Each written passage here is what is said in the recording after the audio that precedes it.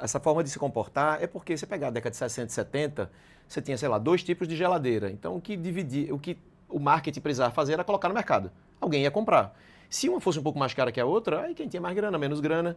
Década de 80 e 90, você tem uma diversidade de produtos gigante, né? No começo a gente chamava de monoatendimento. Depois é a era da abundância. Quando é abundante, o cérebro fica preguiçoso.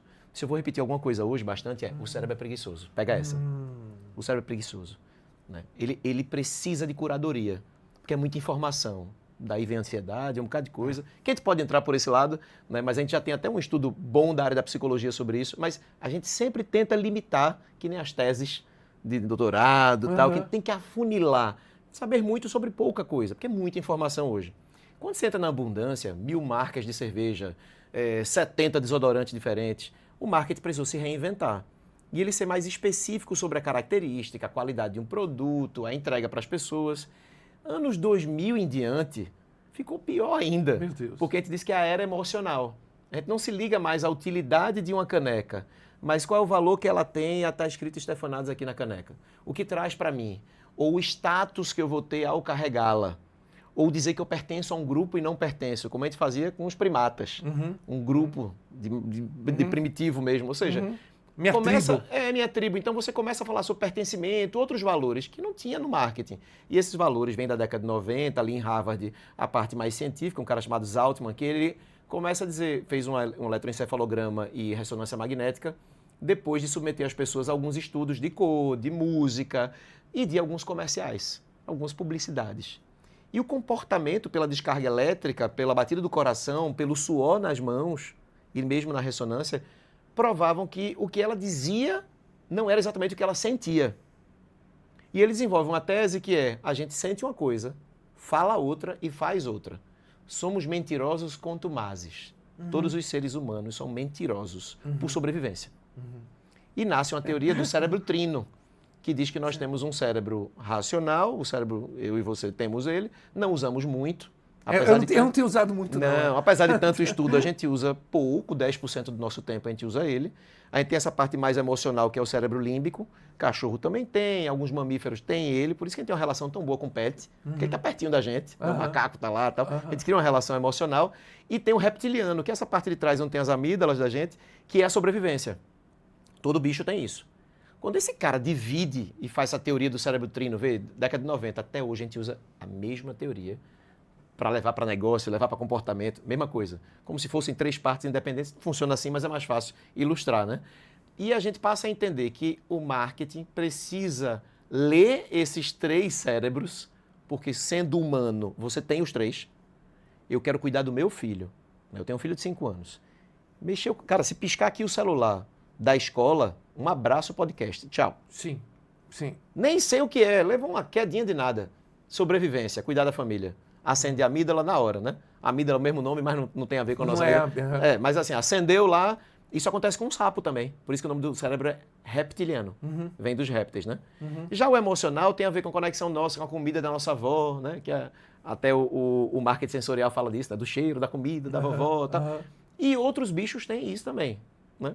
E o outro não. É conta, preço, prazo. Só que só 10% do tempo a gente usa isso. Então, se eu ignorar que um ser humano é formado 90% de emoções e sobrevivência, eu não vou me conectar com pessoas. Eu vou passar a minha vida falando de caneca. Então, o marketing passa a deixar produto um pouco de lado para se concentrar em quem escuta a mensagem. No outro lado, nas pessoas. Então, seria como que dizer, o marketing nos seus primórdios, durante todas essas iniciais épocas, até os anos 80... Desaguar primeiro. Ele estava nos 10%, ele trabalhava esse racional. Nem isso. Nem isso. Você pegava um comercial de cigarro e botava um cara andando a cavalo, jogando futebol, correndo. Sem nenhuma relação entre saúde, mas era apenas para desaguar. Eu só precisava... É uma commodity, soja. Eu produzo soja e me livro dela. É isso. Só preciso pegar um caminhão, levar para o porto e vender. Eu planto. Tal. Não existe diferencial competitivo na soja. Minha soja não é melhor que a sua soja é minha também. Petróleo é petróleo.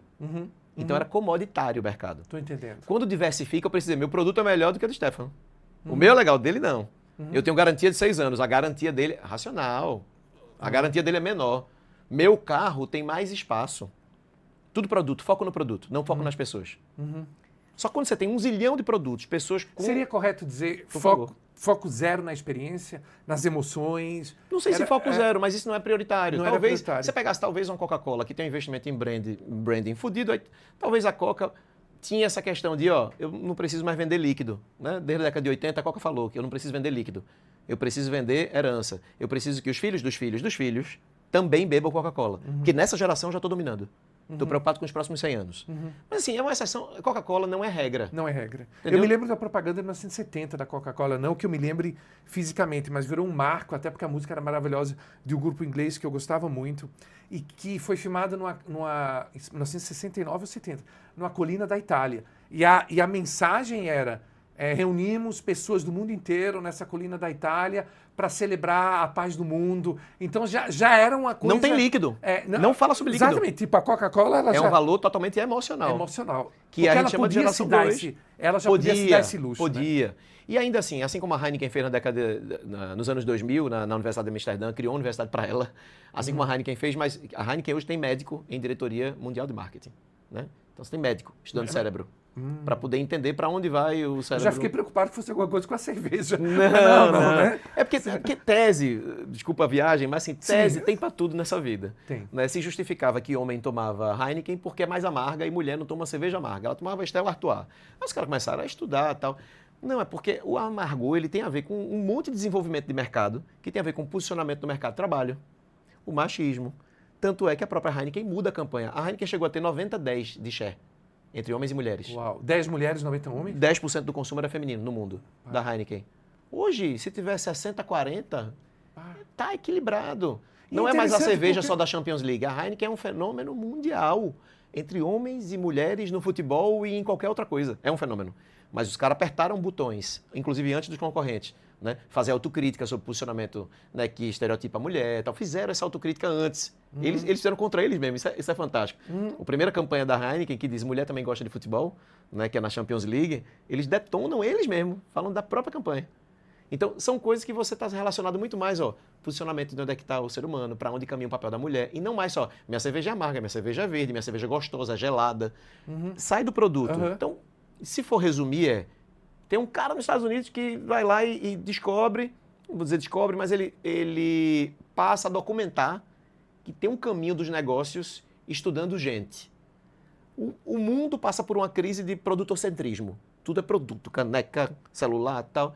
Aí, e o resto do povo de negócio faz, se a gente pegar esse povo da faculdade, vier para cá, contar umas conversas dessa pra gente, e a gente colocar isso nos nossos negócios, será que a gente não vai desenvolver diferencial competitivo e vai conseguir dar elasticidade na rentabilidade do produto? Ou seja, algo que custa 10 pode valer 15 e não valer 11.